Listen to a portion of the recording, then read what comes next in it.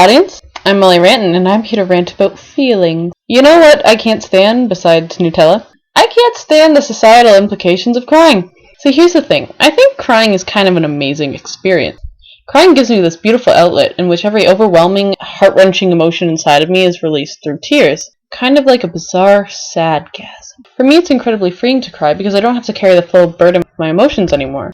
Everyone's coping strategies are different, but for me, crying works really well. So when some well-meaning person comes up to me and tries to make me feel better with the words, "Don't cry," get out. Don't tell me not to cry. Don't tell me that I have to keep the emotions trapped inside of me. That doesn't work for me. I'm not a person who can do that. When you tell someone to stop feeling the way they feel, what you're basically saying is your feelings aren't important. You have no right to react in this way, and you need to grow up and get over it. But emotions aren't a childish thing. They're a very real part of every person. Unfortunately, society has taught us that emotions, that honesty, are uncomfortable and should be pushed to the side. We're all brought up with it.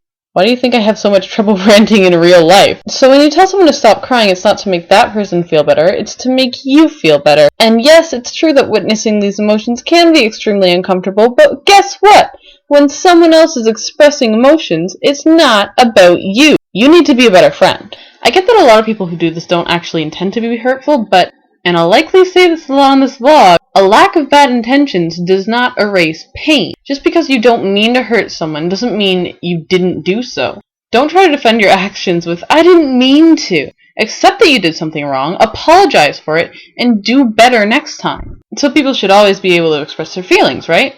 Actually, I do have one exception. Unfortunately, this exception applies to a lot of things. The only time that I'm inclined to tell you to shut up about your feelings is when you're using them to hurt other people. Literally, this applies to being careful with the actions that go along with your emotions, such as like punching someone in the throat, unless it's a self-defense move. There are a lot of ways to oppress people when you express your feelings. You express emotions that are attached to stereotypes about a marginalized group of people, such as fearing people of color more than you do white people, then expressing those feelings would be oppressive. That doesn't work the other way around, though. If you're straight and or Christian, and someone who's gay says that they hate it when straight and or Christian people say things or do things that are oppressive to gay people, now would not be the time to say, "But we're not all like that."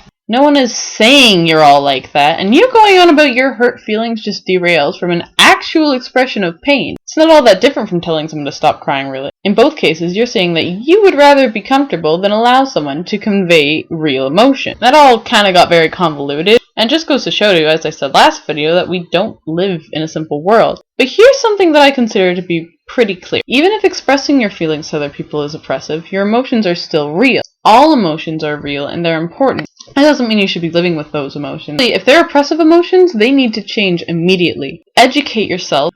Google is undoubtedly on like 90% of your sidebars. Even talk to a professional if one's available to you. If you're feeling negative emotions that don't actively oppress someone, expressing them is extremely important because doing so legitimizes your problem and can even help you move past them. And if you're feeling positive emotions, don't feel ashamed about shouting it to the world if you want to.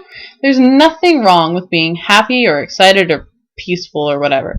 Thank you for watching. I'm Molly Rantin, and I have just one more thing to say. If you or someone you love might be experiencing depression or other similar psychological disorders, I strongly suggest finding help if possible.